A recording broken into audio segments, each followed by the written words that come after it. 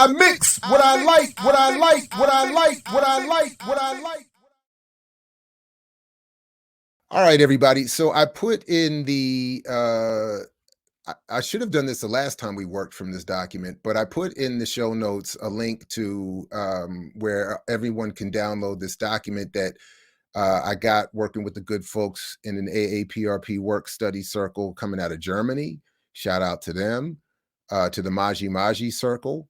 But I wanted to come back to it because, as I've often been self-critical, haven't, as much as I talk about political prisoners and as many times I've interviewed Daruba, I don't think I've worked enough directly with their ideas, and which is a huge contradiction, given that one of my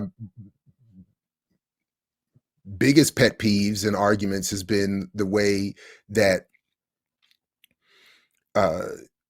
radical figures like Malcolm, Martin, the Panthers, etc., are constantly discussed absent their ideas.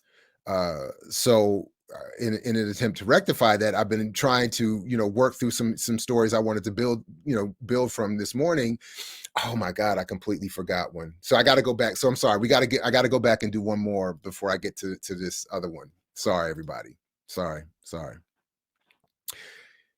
So as my bad, everybody. Please forgive me. So following from what Reed was saying about the pessimism he sees in Biden's administration, which I think I and many of us would have seen as predictable.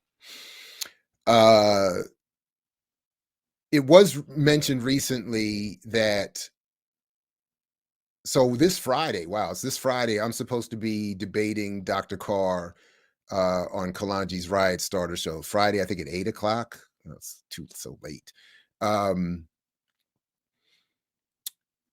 About voting. And, I know it emanates from my criticism of all of this positive, emphasis and discussion on Black women or any Black people being nominated by Biden to the Supreme Court.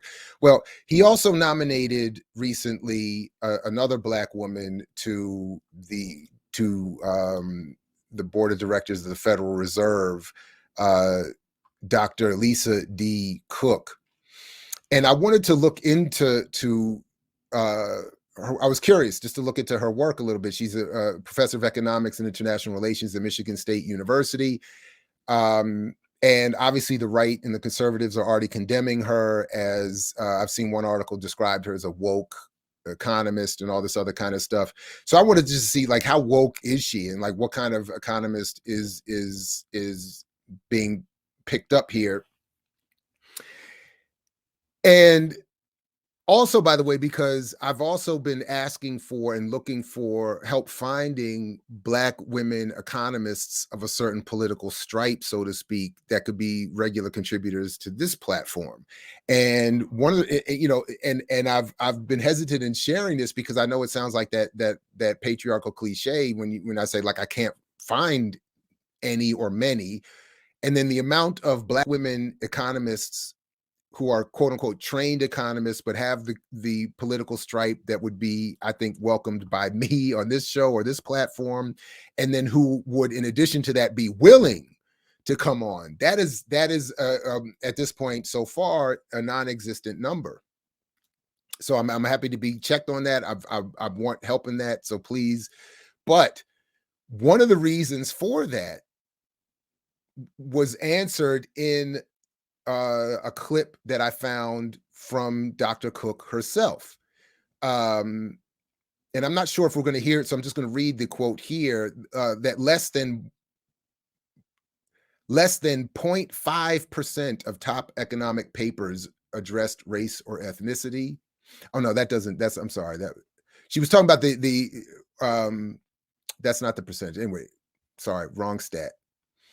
But she did say that less than 0.5% of top economics papers address race or ethnicity. She's talks a lot about a lot of her argument. In fact, as she says here, So there's just got to be a broader thinking about who can contribute. That's the whole point of my research, end quote. A large part of her work, a large body of her, a large component of her work is about arguing in different ways that there needs to be more inclusivity into the field of economic study, and related areas, like in the field of patents and others, um, to help expand the economy, improve the economy, and make the world better. So as I wrote here, she's solid left of center, and but will be marginalized, as is I think, even if she's selected, I think she'll be marginalized, as was, I think, Derek Hamilton, um, if she's brought into the administration. Um, and that, yeah, her basic message, more inclusion, will help the economy. And then she has talked about, okay, so there's a clip. Okay, I did want to play this one clip. It's an audio clip, but I think it speaks, it's not long, and it speaks to the points I'm trying to get at here about where these folks are positioned and why we get so many of the analyses that we do get. Let me pull this forward here to get it set up real quick. Um,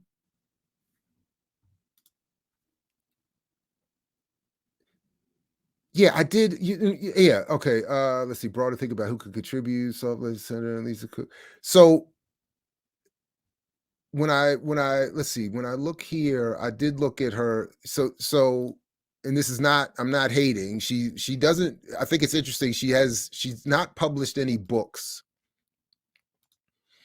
but has a lot of articles and addresses published. A lot of those of us in the academic world would find this interesting. A lot of co-authored pieces, uh, but a substantial body of work, and a lot of it is the extent to which I could get these articles for free, and not all of them were available.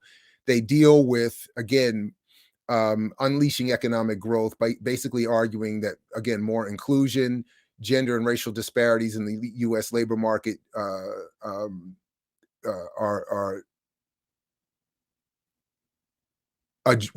addressing gender and racial disparities in the U.S. labor market are essential to boosting wages and power innovation.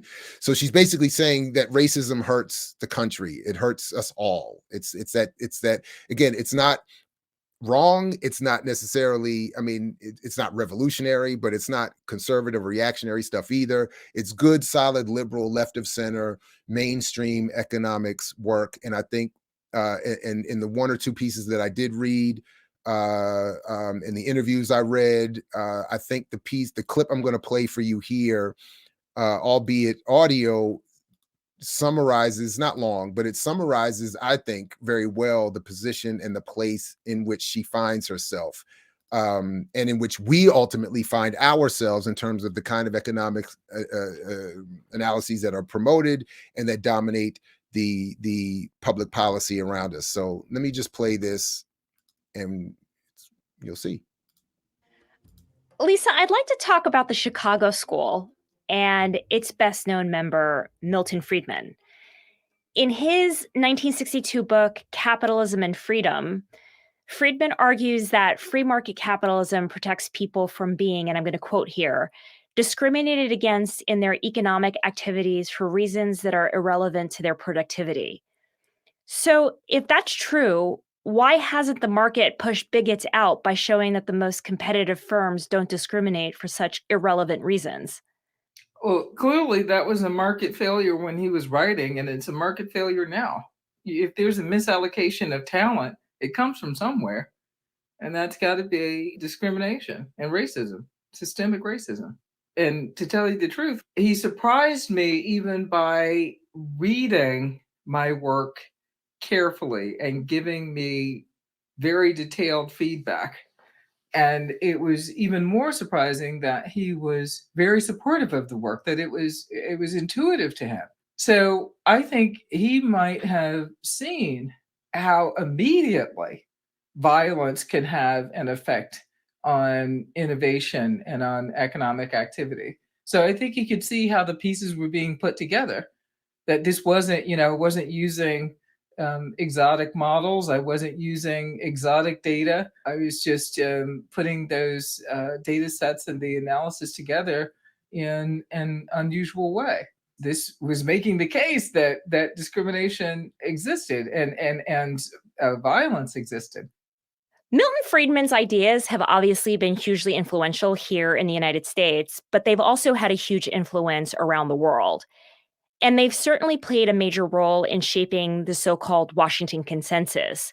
And that paradigm, which emerged from leading Western academic and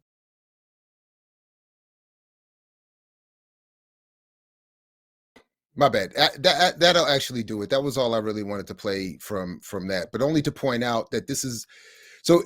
And my point in saying that summarized her and a broader situation so well is that here's Milton Friedman, the dean, so to speak, of neoliberal economics, of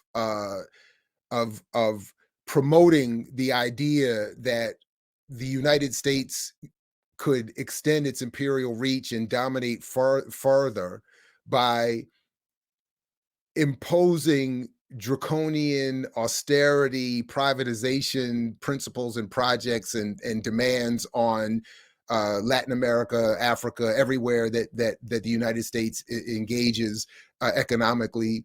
You know, I mean, I remember years ago reading Capitalism and Freedom, this idea that, well, again, that capitalism is freedom. So on the one hand, that this guy who coming out of the Chicago School of Economics, that itself produced so much of the conservative and right-wing, again, neoliberal approaches to economics and public policy, that she would seek him out, that he would support her work,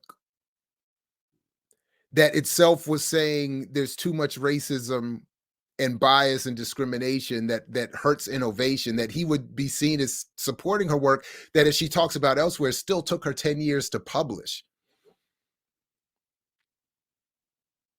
And I thought it was in that clip, but she somewhere else she was talking. Sorry about that. She was talking about the.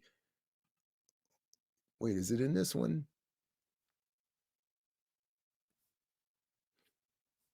Yeah, there was another article I was reading where she in a discussion she has regarding inequality and economic growth, but barriers to entering the field of invention have led to negative outcomes for individuals and for the economy. This is anyway. This is sort of anyway. That's the sort of the direction that, you know. But that apparently he could even recognize that, and as she said, you know, how did she describe it? It was a market flaw or a market. Anyway, it was a flaw in the market historically at the time of Milton Friedman, that there was not enough inclusion that would allow for more invention, innovation, and a boost to the economy. And that problem still exists today. It was a struggle for her to get that work published. Again, when you read her or hear her, when she's in, again, she's not, as she said in that clip, I wasn't using, what she's really saying was, I wasn't using radical analyses to reach my conclusions. I was using the same data all these mainstream economists use, and was just looking at it a little bit differently, that is through the eyes of a Black woman, and realizing there are no Black people and women in these spaces, and it hurts the economy. So I'm not saying the capitalism is wrong. I'm not saying we need to If we could just be a little more inclusive, it would help everybody. Well, we know that there's room for that argument in the mainstream academic world, in economics, in Black studies, in media studies, in every field. If that is your approach, there's room for that. And that even maybe a Milton Friedman will be willing to hear it, because if the goal is ultimately to make the economy stronger, which means that those who own the economy like him will do better, then maybe we'll listen to a little bit. We'll let a few of you more of you in, or at least hear the argument. But then even with his support, she couldn't get the work published for a decade.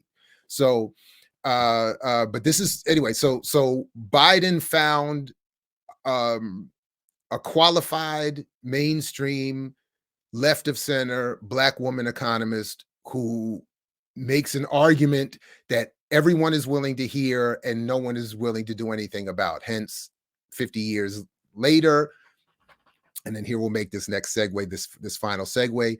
Hence, many years later, despite what people like Adolph Reed and others say, there is this immutability of race that even when it could be seen as hurting the class interests of whites, we haven't collectively overcome that, or in the words of Dr. King, white people haven't psychologically organized themselves to be willing to deal with that. So, all right, now let's get to this last. I mix what I like, what I like, what I like, what I like, what I like.